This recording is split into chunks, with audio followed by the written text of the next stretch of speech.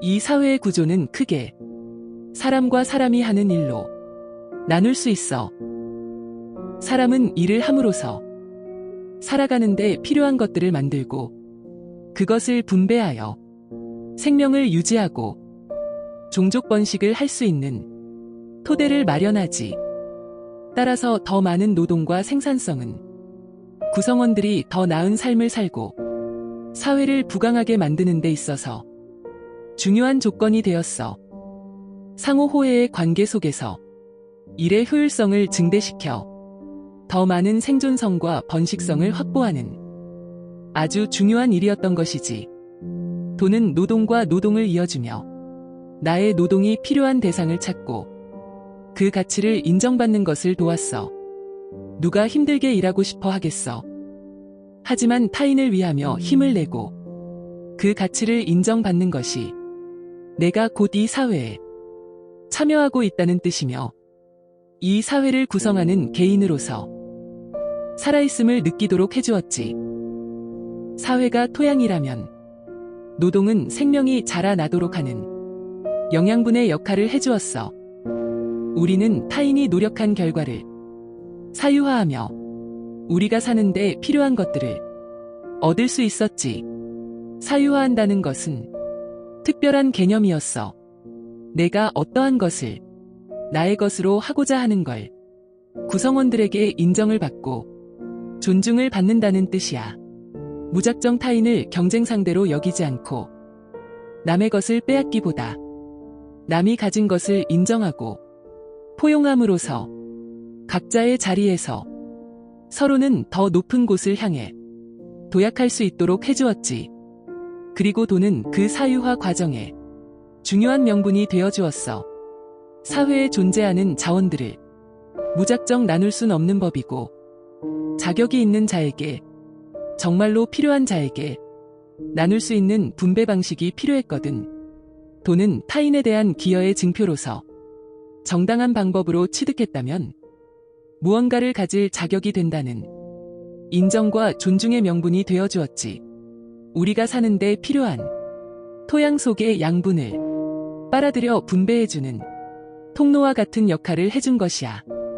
우리는 노동을 평가받아 돈을 받고 그것이 권리가 되어 돈을 통해 내가 필요로 하는 것을 요구하는 방식에 적응하게 되었고 노동과 소비는 모두의 믿음 속에서 사회의 보편적 규약이 되었지. 우리는 익숙해진 자본주의 방식을 바탕으로 하여 우리의 삶에 필요한 것들을 고려하고 소비를 통해 충족하는 생존 전략을 짜게 되었어.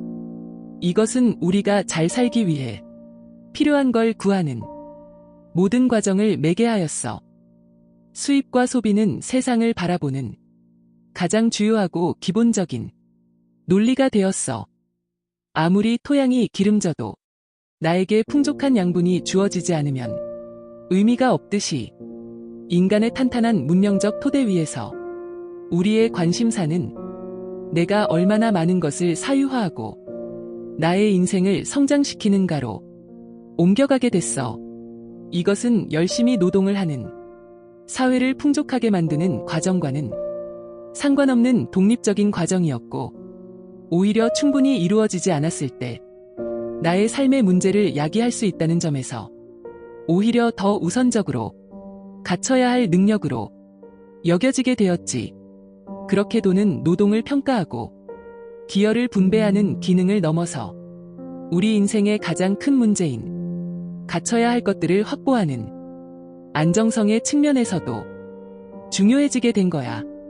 돈이 없다면 인생은 고통과 불안 속에 놓이게 되지. 돈은 곧 내 삶이 얼마나 불안정하지 않고 따라서 얼마나 잘 살고 있는지를 가늠하는 지표가 되었고 내가 얼마나 벌고 쓸 수 있는지가 곧 나라는 사람이 얼마나 많은 안정성을 확보했는지 얼마나 많은 보상을 누리는 사람인지 나의 우수함을 평가하는 가장 중요한 척도가 되었지.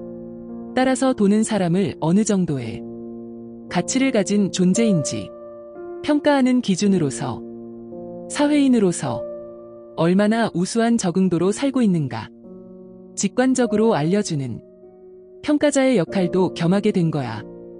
우리의 궁극적인 목표는 타인에게 의미 있고 대단한 사람으로 받아들여지는 것이었기에 우리는 서로 누가 얼마나 더 버는지, 얼마나 더 쓸 수 있는지를 비교하기 시작했고, 그것은 더 많은 돈에 대한 선망과 부러움, 존경을 낳았어. 대단한 사람이 될 수 있다는 가능성은 사람들로 하여금 더욱 치열하게 토양 속의 양분을 나의 것으로 만들도록 부채질했지.